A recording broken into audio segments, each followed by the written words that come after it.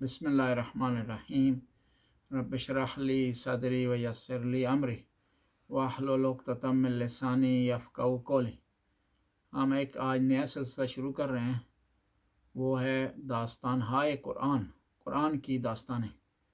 اس سے پہلے کہ ہم ایک ایک داستان کو بیان کریں اور اس پر تبصرہ کریں، ضروری سمجھتے ہیں کہ خود قرآن کی جو داستانیں ہیں ان کی خصوصیات کیا ہیں۔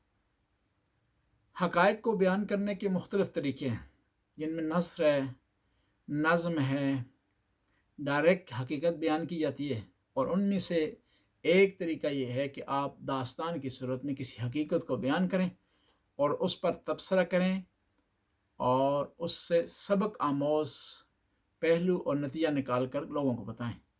اسی وجہ سے قرآن کی جو داستانیں ہیں ان میں خصوصیات پائی جاتی ہیں۔ پہلی خصوصیت یہ ہے کہ قرآن کی داستان لیلا مجنو کی داستان کی طرح نہیں ہے، کلیلہ دمنہ کی طرح نہیں ہے، رستم و سراب کی طرح نہیں ہے۔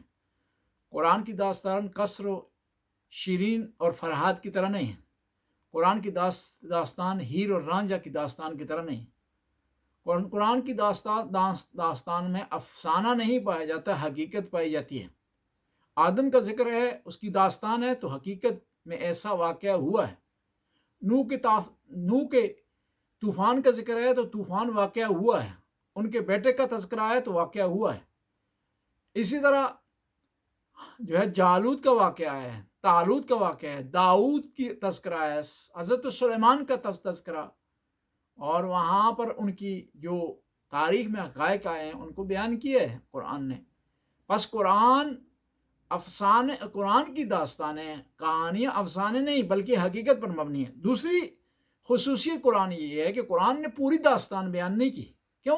کہ قرآن کا مقصد داستان بیان کرنا نہیں ہے، کہانی سنانا نہیں ہے کہ کہانی لوگ سن کر سو جائیں، بلکہ قرآن کا مقصد یہ ہے کہ کہانی کا وہ پہلو بیان کیا جائے جس سے لوگ جاگ جائیں، جس سے عبرت حاصل کریں، جس سے ان کے اندر موٹیویشن آئے۔ اور قرآن کی داستانوں میں ایک اور خصوصیت یہ پائی جاتی ہے کہ قرآن کی داستانیں ان میں ایک خاص قسم کا نظم اور ترتیب پائی جاتی ہے، کیونکہ قرآن چاہتا ہے کہ داستان کے ذریعے ہمیں حقائق تک پہنچائے، داستان کے ذریعے ہمیں عبرت سکھائے اور ہدایت کی طرف آگے بڑھیں۔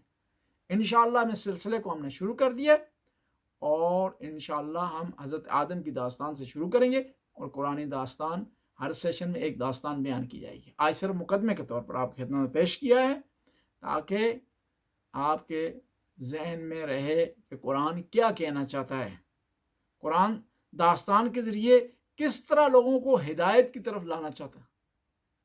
وما علینا الا البلاغ۔